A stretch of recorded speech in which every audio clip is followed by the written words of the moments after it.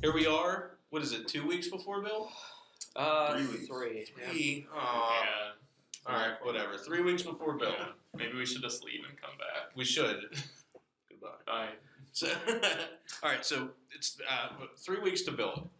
Kelly, what are you expecting Microsoft to do this time? Because it's like I think we're at a point where there's been a lot of innovation the past two times. Well, not innovation necessarily, but a lot of announcements for new and exciting stuff. Sure. I think they're running out of stuff at this point to actually reveal. Well, it's hard to say. I mean, if you go and you read online, some people are predicting that Microsoft's sort of Chrome OS competitor finally gets announced in the near future. So there might be like a Windows 10 cloud. You know what? Yeah, I up. did hear rumblings about that. That's That would be the one. big thing if that actually happens. I don't know. We'll see what it brings, but it'll be interesting to see. If they would announce something like that from a developer perspective, okay, what kind of tools are we going to get? With UWP apps, are they just good to go out of the box? Are there new APIs to learn? In terms of like Azure services too, is this stuff going to be tightly integrated with this cloud OS? Are there going to be new services specifically catering to this? There's a lot of possibility in that specific realm. Now, we'll see if anything actually gets announced or not, but it could be exciting and interesting. You know what this reminds me of, though, and it's kind of dangerous for Microsoft. I would say. Do you know what I'm going to say? The original Surface. Oh yeah. And what was it? The Surface RT. RT. And it was just Metro apps. Well, yeah. It was at that time. WinRT at that Yeah. time, but they called it Metro. Yeah. I hated it. I think it was generally hated by a lot of people. It was misleading, I think, for a lot of people. It could, Because it looked like Windows on the surface. And then... Oh, good pun. I tried. But then, you couldn't do a lot of the normal Windows things that people are used to doing. Basically everything. Yeah, right. Well, I think the problem was, and I don't think they have that problem as much now, but No. there was no real ecosystem to use there, so you were limited to like your just really basic productivity apps. Mm-hmm. So I don't think there's that much of a problem now because the Windows Store has matured. There's a lot more apps. There's more popular AAA apps as well. So I think they're poised to do this correctly now. If they hadn't done it in the first place, I don't think they would have learned as much, though. So I think it's good that they actually did release the RT, and hopefully they've learned from that. To get back on topic of what Kelly said, I read a little bit. Kelly and I were actually talking earlier about the whole Windows 10 cloud thing. Apparently, this hardware event they're having the week before build, some people have said is codenamed Bespin. And in Star Wars, that's the planet with Cloud City. And so people are speculating that that's what they're actually going to talk about. And they said it's going to be geared towards education, which would kind of make sense if they're releasing some kind of OS or even maybe like a more netbook, like one of those form factor devices or something like that. Because it is a hardware event, right? Yeah, it is. It definitely is. So. Hmm. I'm actually really interested in what, how those two events will be connected together. What's going to come? Yeah, before. I don't think it's a coincidence that they're so close. Mm. I'm sure that this whole cloud thing. So I think everyone knows, which we can talk about, of course, is that Azure is going to be a huge point at build. That's no secret. Right. Yeah. So if maybe this whole Windows 10 cloud thing draws on some kind of new infrastructure, new type of app that you can build on Azure or something like that will be more fleshed out at build. I don't know. Yeah, Microsoft's always good for those kind of, periodic Azure updates or some kind of an Azure announcement at build because that's what they're turning into a cloud company. Yeah. So, you can almost bet. Well, you can definitely bet that they're going to be talking about Azure at some point. But, to what extent are they announcing new features, new functionality up there? Are they going to be try to align themselves a little bit more with something like AWS with feature parity and stuff like that. Right. I don't know. I don't know either. I mean, just given historically what they've done over the past couple of years too. I mean, Azure's a through line. I'm curious as far as Xamarin goes, if that comes up at all. If there's any, I mean, it'd be hard to really top, the acquisition last year. Yeah. I'm hoping they have some news for, some major features they want to add to the platform. And if they're really serious about this cloud-based integration too, I hope that, that's thought through in the scope of Xamarin Forms certainly, and Mono generally. I wonder what Test Cloud runs on? I'm not actually sure. I wonder what the distribution model is for Test Cloud. That's It's a good question. Yeah. We'll have to I don't know the answer. look it up. It's probably. Well, it's whatever. We'll figure it out.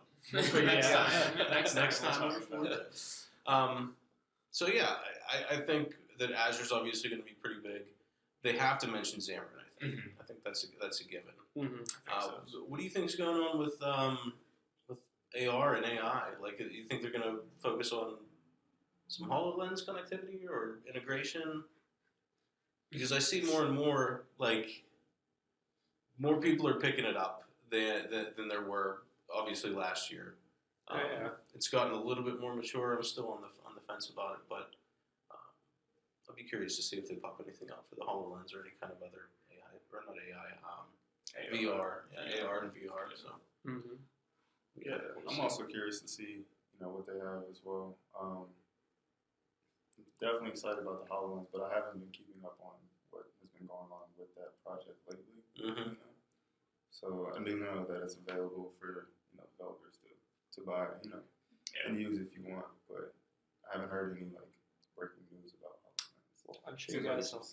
Yeah, you'll get to play with it. I'm sure when you're there. Oh, to build. That's true. Maybe Troy we should will. point out that these two guys right here will be at Build. Yeah. I'll be at Build, hiding at the booth.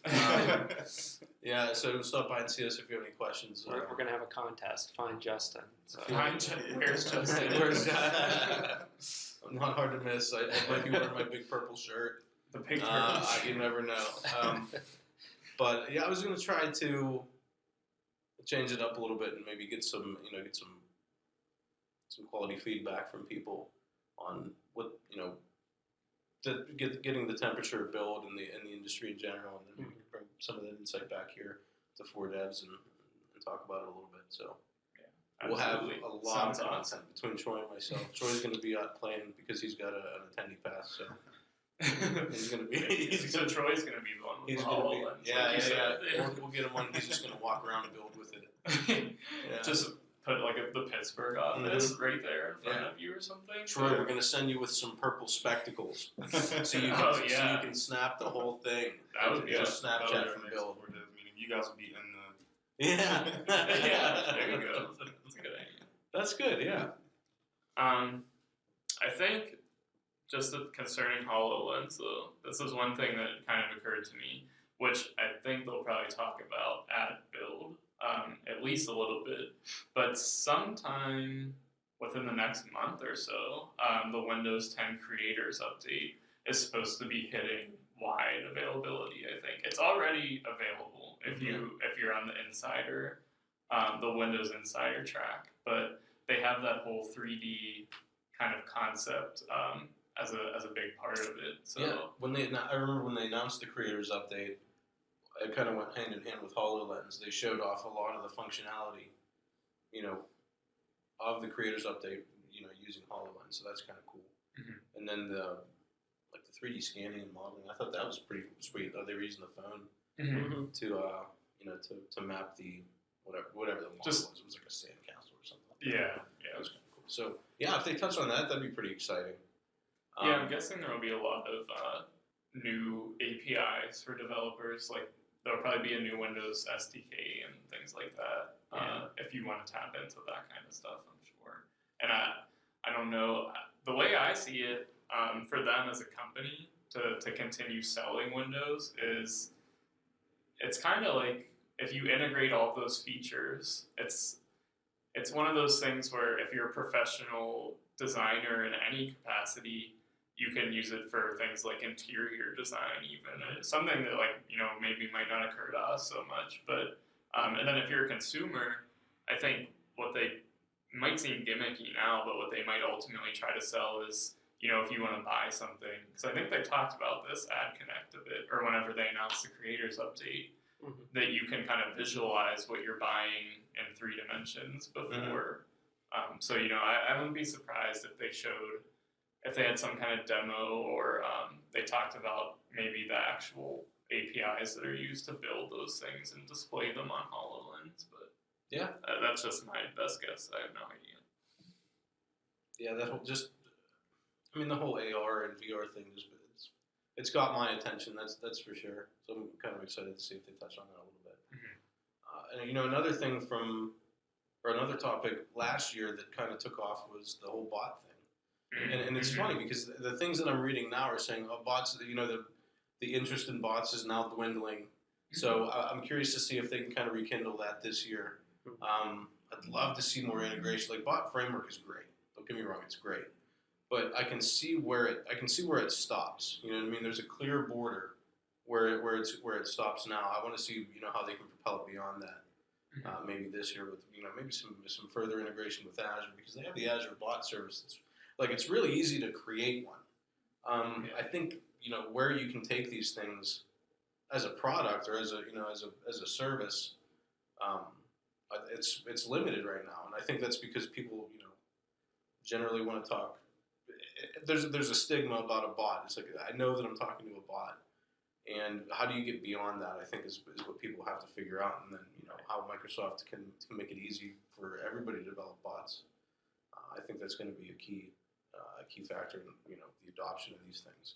But that's another thing that fascinates me, like AI, bots, and the cognitive services APIs that Microsoft has. I've seen some people mention that for Build. It's probably going to be a big. I can't wait. Well, now, see, as we're talking about it, I'm getting more and more excited, because these are the 3 things that have really caught my attention over the past year. It's bots, AI, and VR/AR. And I heard this. I mean, this was a while back, but I heard that Microsoft is potentially releasing an actual VR system too. Yeah. So HoloLens is the augmented reality. It's not really like it's not a virtual reality. I heard that. Now, this could have just been a rumor somewhere, but I heard that they were releasing some kind of a VR headset and VR system as well. Probably, yeah. I mean, that's another. I mean, this is almost an aside, but it goes with that point. In the background of this, there's all their, new Xbox development stuff going on. So I'm sure they'll talk about Scorpio, and I wouldn't be surprised actually if they have some VR, in the works explicitly for that. So. I think they will. I mean, Sony has the PlayStation Pro, and they've had. I mean, their VR. Does it work with just the regular PlayStation 4 as well? It does, yeah. Yeah. So I mean, I think the HoloLens is gonna remain their contender for kind of like professional, AR kind of thing. But I think for gaming, the VR makes more sense, and I think that's probably how they'll eventually unveil that. I think that's how they'll position it, yeah. I mean, their platform's interesting enough, though, that since they kind of want you to use at least some, permutation of UWP everywhere, then they could, in theory, open it up to others down the line, no matter where it starts. So, I heard somewhere I read somewhere today, actually, that this build is going to be hyper focused on developers, and they're not going to stray too far from that this year. I just like I said right before we came down here, I read that. I like that. You know what I mean? I at my core, I'm a developer. You guys are developers, obviously. Technology wise, what are you expecting out of Build? Like, I know you said that you want to see some more of the Xamarin stuff take hold, and UWP. What do you think, like, for web technologies and things like that? How do you think this is all going to play out for that? I mean, that's such a big question. Some of it will hinge on how they I position ask and the pause loaded it. questions. I do. Yeah, you too. I mean, I'll actually. I'll this is kick- for devs. It's real. Justin doesn't beat around the bush before devs.